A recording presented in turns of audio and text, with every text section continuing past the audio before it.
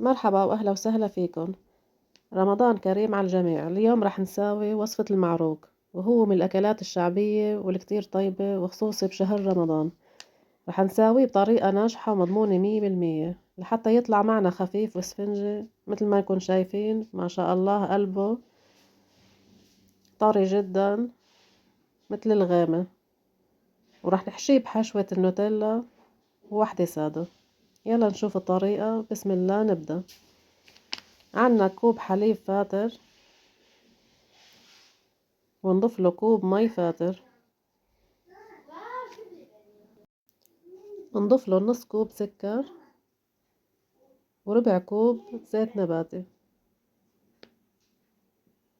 تركت منه شوي للعجينة للآخير. هلأ بنضيف معلقة كبيرة خميرة ومعلقة صغيرة محلب. طبعا المحلب مانو ضروري بالوصفة، بس أنا بنصح فيه لأنه بيعطي طعم كتير طيبة للمعروق. بنحرك المكونات.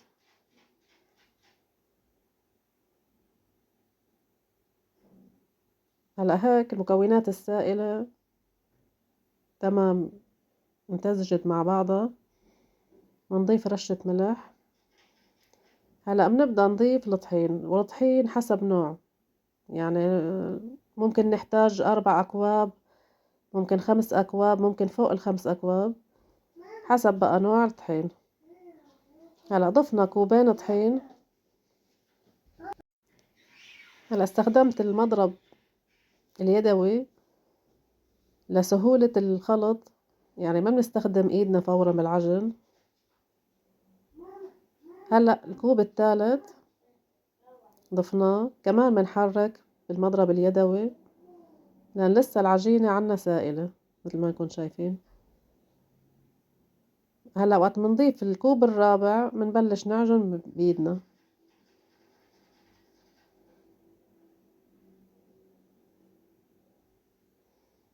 هذا الكوب الرابع.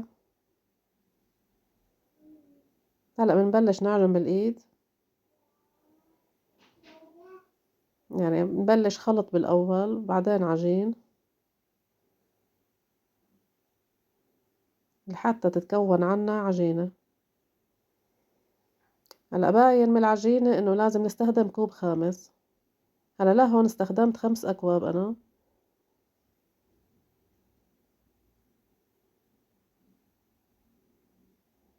يعني بتمنى تجربوها لهي الوصفة لأنه عن جد ناجحة كتير مثل ما شفتوا بأول فيديو.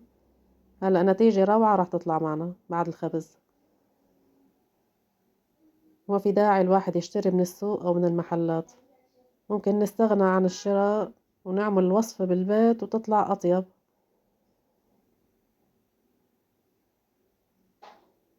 هلا بنضيف الزيت اللي بقيان معنا، وممكن نحتاج زيت كمان. طول ما العجينة عم تلزق معنا معناتها بنحط لها زيت لسه.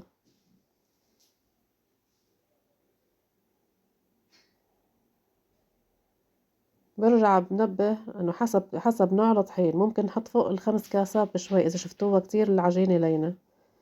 هلا هيك انا العجينة عندي صارت تمام طرية وناعمة وما ما بتلزق. بنحط بسفل الجاط اللي عم نستخدمه شوية زيت، وبنغطيها وبنحطها بمكان دافي لحتى تختمر ويتضاعف حجمها. انا اخدت معي تقريبا ساعتين ل3 ساعات لانه الجو بارد شوي لحتى اختمرت مثل ما نكون شايفينها.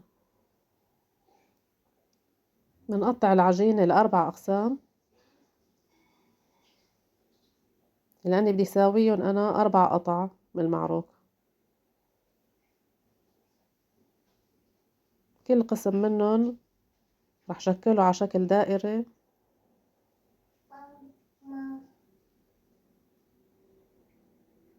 هيك بهالشكل.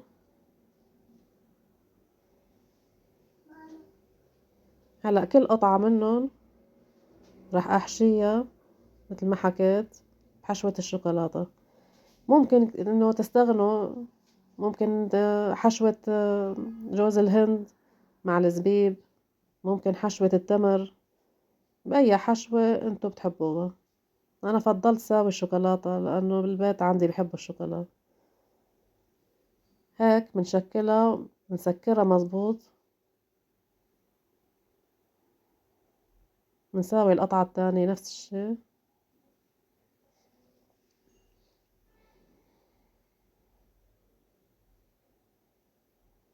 يعني أي حشوة بترغبوها ممكن تحطوها، وكمان ممكن نتركها سادة كتير طيبة ونكهتها كتير لذيذة.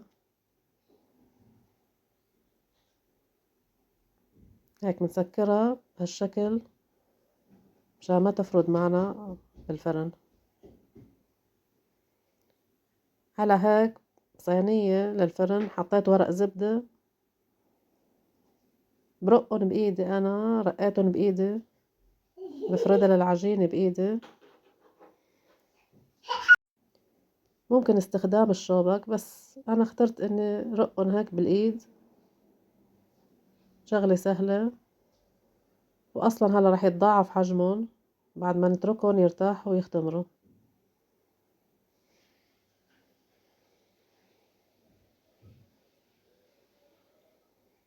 هيك صاروا تمام عنا.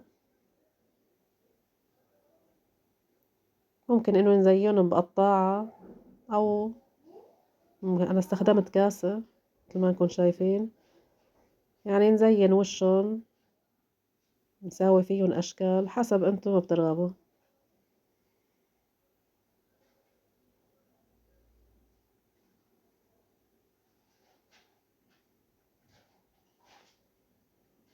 ممكن كمان نستغنى عن هالخطوة يعني.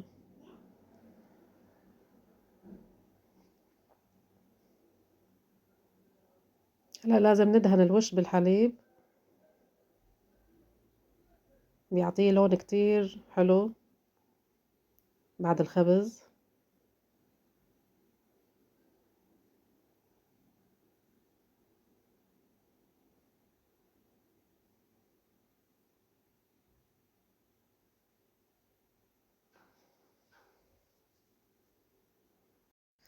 وهلأ بنضيف السمسم، بنزين فيه الوجه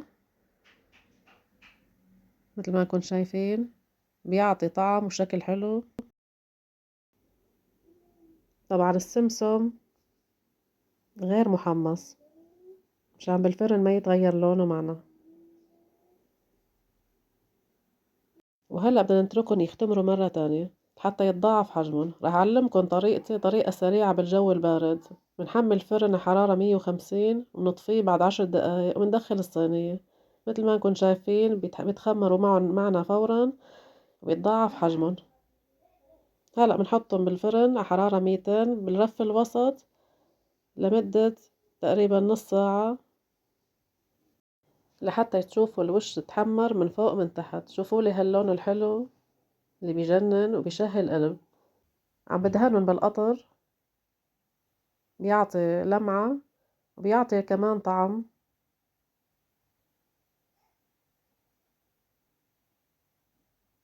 يعني عن جد ما بوصفلكن قديش الوحدة بتنبسط إذا زبطت معها وصفة تستغني عن إن نشتريها من السوق، وأطيب وألذ. شوفوا ما شاء الله هالشكل، أكيد طعم روعة. زينتن بجوز الهند، ممكن كمان زينوا بأي شي مثل فستق الحلبي مثلا.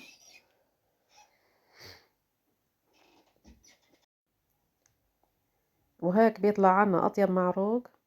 بتمنى تجربوها لهالوصفة، عن جد روعة. ولا تنسوا اللايك، لا تنسوني من الاشتراك إذا عجبتكم هالوصفة. وبشكركم كتير للمتابعة، وصحتين وهنا.